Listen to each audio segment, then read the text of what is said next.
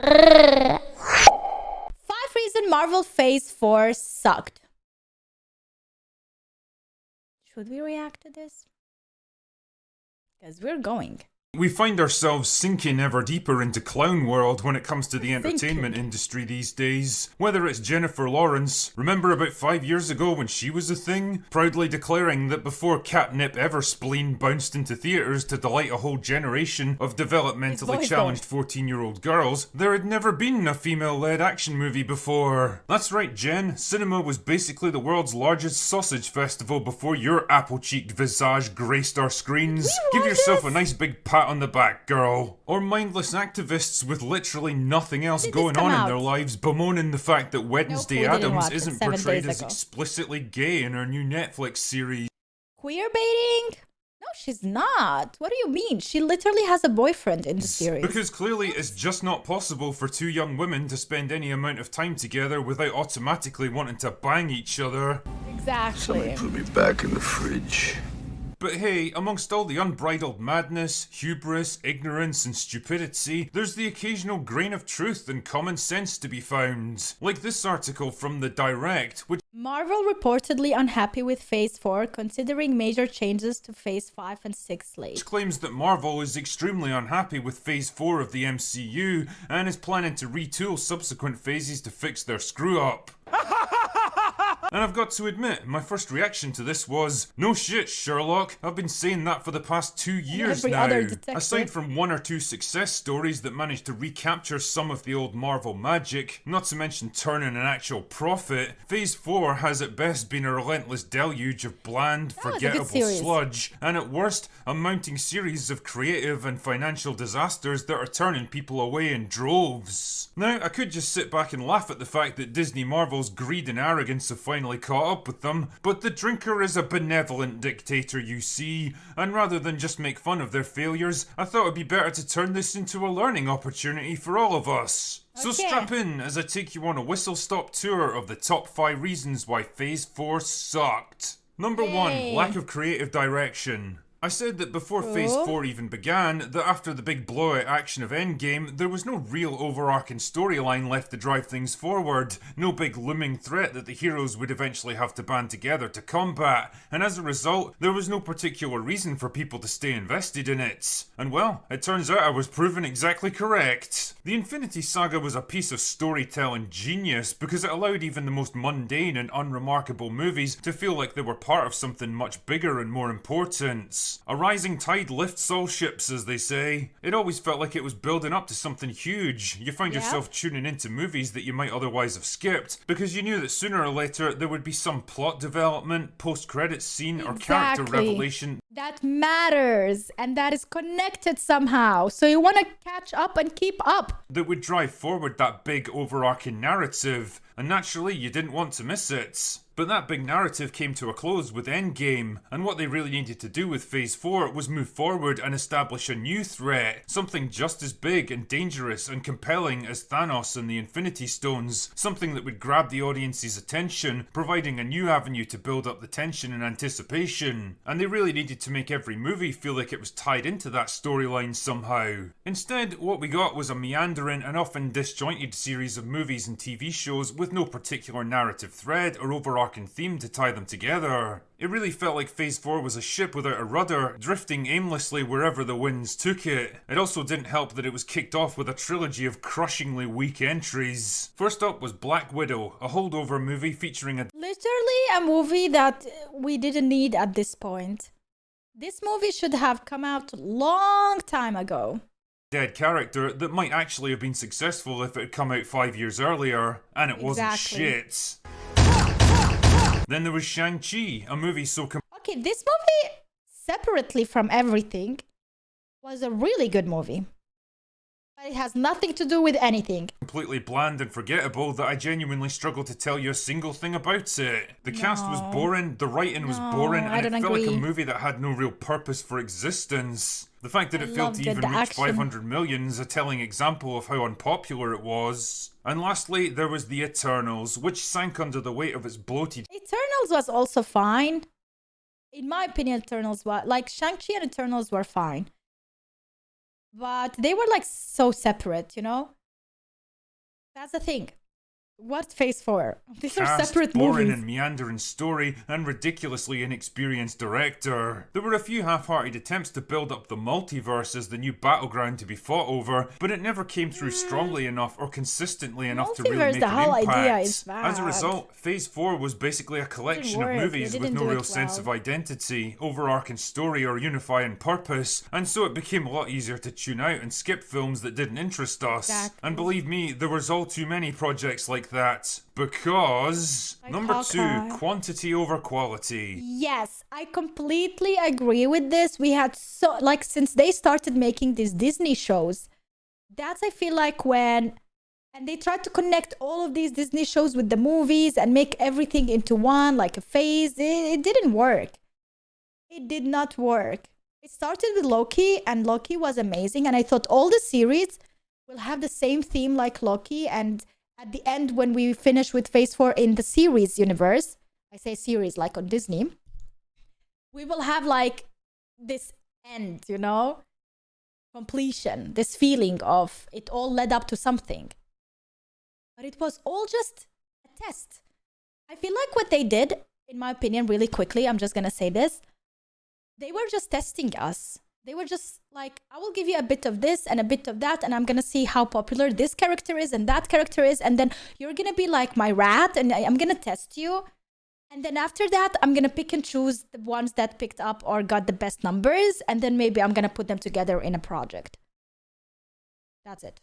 In the first 3 phases, Marvel released a total of 23 movies over more than 10 years. That's an average of just 2 per year. For comparison, Phase 4 alone saw the release of no less than 15 movies and TV shows in the space of just 2 years.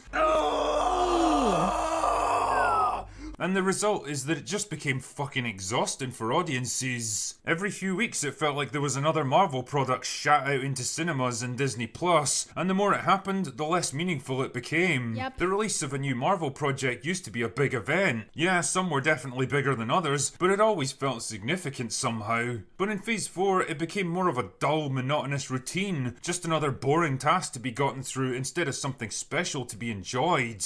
And if it was bad for audiences, then a punishing workload like this was even worse for the people actually working on it. Even a studio as big as Marvel can only develop so many projects at the same time before the quality starts to slip, and that's exactly what happened. Everything from the writing to the directing to the special effects began to go downhill as the phase ballooned in size and scope. The films that had once seemed so slick and polished began to feel rushed, clumsy and incomplete. And if they were bad, then the TV shows were even worse. Oh, Say yeah. what you want about WandaVision's finale, but the show at least started off with a creative and interesting premise that hooked people in. You could was tell good, that yeah. a bit of thought and care had actually gone into it. But then compare that show from the very beginning of the phase to absolute garbage like She-Hulk Oh my god, what happened, bro? that came out just a couple of years later, and you can see the disastrous drop-off in quality. Basically what I'm saying is that they tried Loki was the best series on Disney. Marvel series. Loki, I don't know what was the name of it. Well, it was just Loki, right? The best one. to do too much too quickly, spreading their time and resources too thin, and the result was something had to give, and that thing turned out to be the quality of their products. Number 3, hiring the wrong creatives. Another I love the title, like hiring wrong. He says hiring wrong, but he blasts the F there. hallmark of the earlier MCU phases was hiring capable writers and directors that were up to the task at hand. Yeah, it didn't always go perfectly, but generally speaking, they were pretty good at finding the right people for the right jobs. James Gunn, the Russo brothers, Jon Favreau and Joss Whedon were all great at what they did, delivering some of the best movies of the entire franchise. But with Phase 4, for some reason they decided to bring in a series of writers and directors that were completely incompatible with the task they'd been given. Kate Shortland had a grand total of 3 movies to her name, all of them low-budget dramas, when she was chosen to direct Black Widow, a $200 million action spy superhero flick. Fucking really? What did you expect someone like that was going to deliver for you? Or how about Chloe Zhao, whose main claim to fame was Nomadland, a movie about a woman who drives around in a truck and talks to people, who was suddenly put in charge of a massive, big-budget, effects-heavy superhero film with a huge ensemble what are you cast. doing, That's man? like taking a convenience store worker and putting them in charge of a Fortune 500 company. Like, you can't do that. I understand if you have a diploma or education that leads to something, but I don't think that speaks louder than things that you created yourself. And as a filmmaker, whatever, the best thing that you can show is the movies you created. And then upon that, you can choose if that person is capable of doing the job. If she never created a science fiction or fantasy movie with high effects and superheroes, why would you hire someone like that to represent you? Company. Or Loki, an action sci-fi show about a former supervillain's search for redemption, directed by Kate Herron, an obscure British director who specialises in feminist comedy. Well, talk about a natural fit. Kind of explains why the show ended up the way it did. Or She-Hulk, a superhero legal Loki comedy was written good. by a team of people who openly admitted to not understanding how the law works, or being particularly interested in superhero storytelling, or understanding how fucking humour works, presumably. My Not point even, here... man. I am the fact that it's all girls there representing She-Hulk. It makes me feel so cringe. It honestly makes me feel shy, uncomfortable. Like, I don't want that representation to represent women humor. Women can be funny. I promise you. Don't connect She-Hulk humor and comedy with these girls. And don't think it's a girl comedy and humor. No, it's not. It's terrible. All right? Girls can be as funny as guys, maybe even funnier. Here in is that, some well, it's cases. good to give newbies and unknowns a chance to prove themselves Back instead up. of just relying on the same predictable talent pool every time. You also have to be realistic about what these people are actually capable of. Hiring directors that have only worked on a handful of indie movies and expecting them to take command of enormous big budget productions is a recipe for disaster. You have to Agree. build them up, give them a chance to get up to speed, instead of just throwing them in at the deep end and hoping for the best. Number 4, Hope for the replacing established characters. Time waits for no man. Yeah, this is really hard. This is hit or miss all the time. Replacing established characters. I would never dare to do that. If you have a character that has a big fan base and people love that character, if that character is already dead, give it a legacy somehow, but move on from it. Because if you want to represent now a female character that is like Iron Woman instead of Iron Man and make Iron Woman as cool as Iron Man, it's gonna be a hard job for you. Very difficult job, and I would say 90% a fail for you. Like maybe these 10%, maybe you really hit it and people will love it. But if you keep doing that with every character to replace those characters, you're gonna miss a lot of times. That's my opinion. And never is Why this... don't you just create a new character, all right? These characters that you represent to us, we have already seen, we lived with them, and I mean, we grew up with them and we love them and they're there. Now move on. Don't use our emotional attachment to these characters to sell us tickets to your next movie. And that's what Phase 4 was all about, in my opinion. It's like a really long 2 years goodbye where they're just sucking the money out of us. more obvious than For in the world nothing. of acting. After 10 years and more than 20 movies, a lot of the original MCU cast were looking to move on and leave their superhero days behind them. Normally that would be a good opportunity to refresh your lineup, bring in new superheroes and change things up a bit. But instead, Marvel's goal seems to be to just slot a different actor into the same character. Steve Rogers is retired as Captain America? No problem, we'll just have someone else take up the shield. No. Tony Stark is dead? Don't worry, we've got Riri Williams who can do all the No. same things he did. I Natasha mean, Riri Williams has been Iron Woman, or I don't know her name, for a while, you know? And I understand that she's gonna be the new Iron Man. But I am sorry, I will never see her as my Iron Man. Ironheart, okay, her name is Ironheart. So that's the thing. It's icky. It kind of works with her. I like the character. Don't get me wrong. I like the design was awful of the suit, but I like the girl and her personality and the character itself in the movie. I think Wakanda Forever was a good movie, and the representation there was good.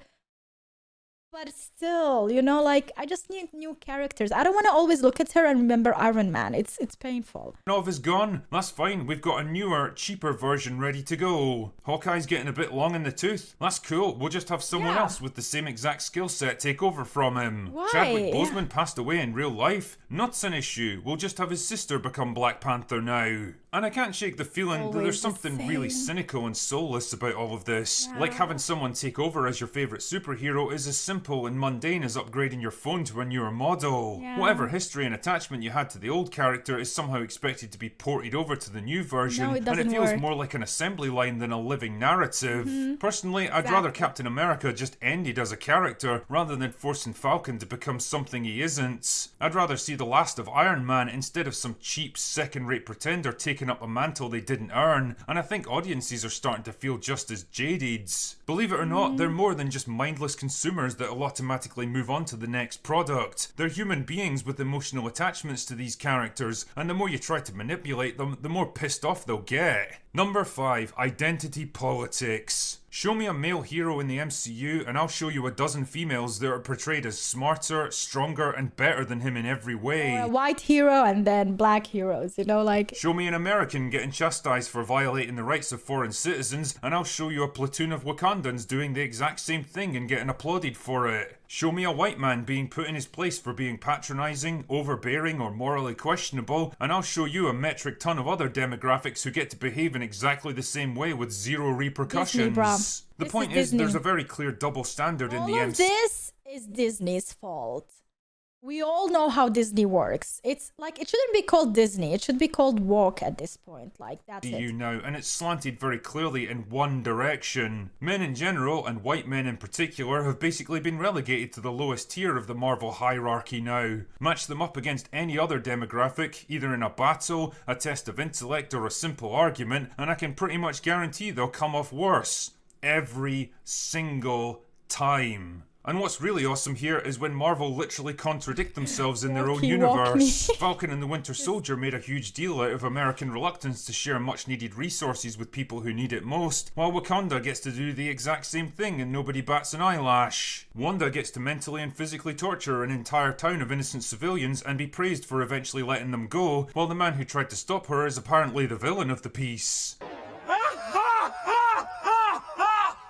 The antagonist from Black Widow is shown to be a morally reprehensible monster who enslaves women into becoming mindless killing machines, but his willing accomplice is treated as a goofy, likeable hero by virtue of her being female. Again and again, the MCU ends up tying itself in moral and dramatic knots trying to appeal to whatever the current socio-political trend is, or adhere to the increasingly nonsensical rules of social justice and identity politics. And without wanting to be too blunt about it, well, pretty much everyone wishes they would just fuck right off with this stuff. Politics is the death of entertainment, bludgeoning people over the head with issues and messages they're sick of hearing about. And all of this from a multi-billion-dollar company of questionable moral standing, written by pampered narcissistic idiots that have never experienced a moment of true hardship in their entire lives, and performed by vacuous morons with grandiose delusions that they're changing the world by performing in forgettable corporatized trash. None of these elements by themselves are enough to sink a franchise as big as the MCU, but collectively they represent an increasingly heavy anchor that's pulling them down. The more they try to bombard us with preachy, pandering, low-quality trash that goes nowhere, does nothing and says nothing of value, the more people will inevitably get turned away from it. And especially when he mentions the people.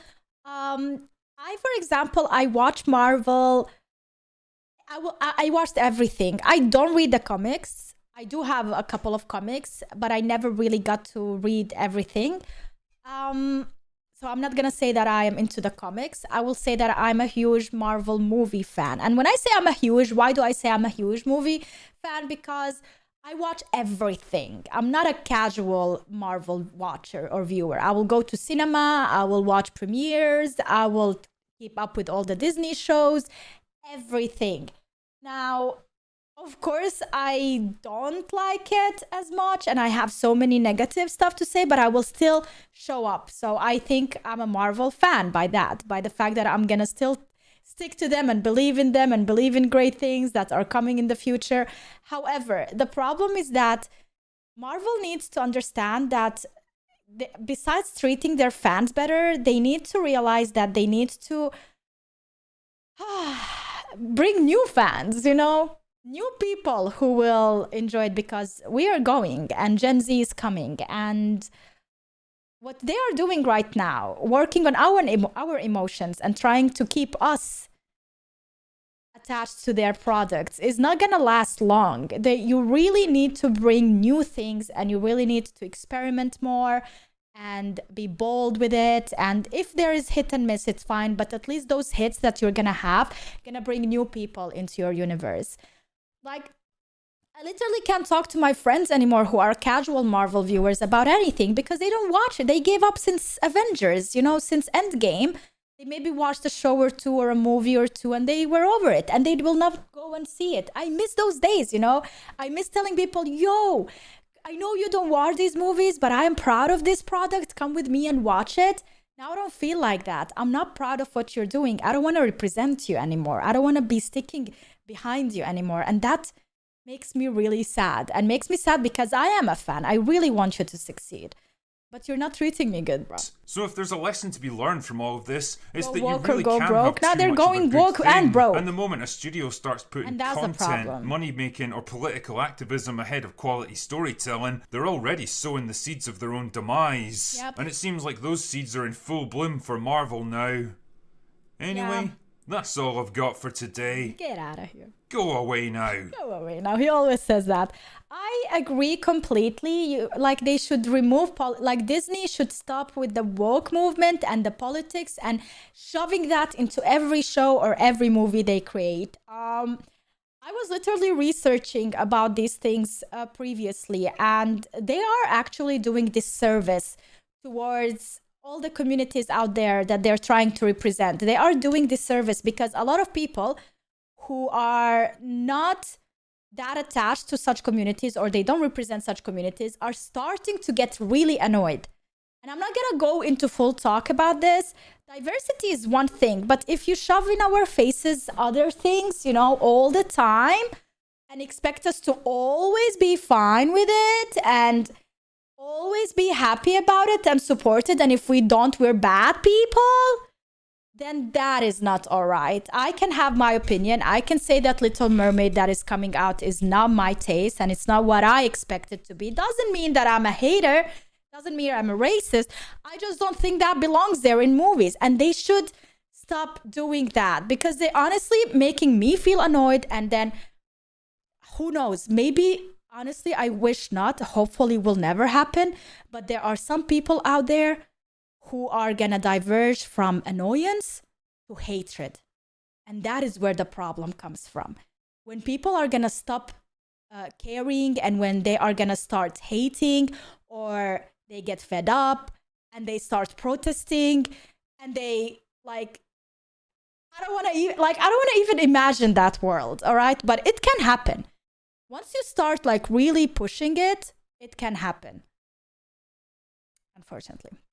But that's another topic. So hopefully phase 5 is going to be better. I'm going to still stick to it and see what's going to happen. Maybe they're going to learn from previous mistakes and listen to their fans and bring us something new that we are going to look forward to in the future.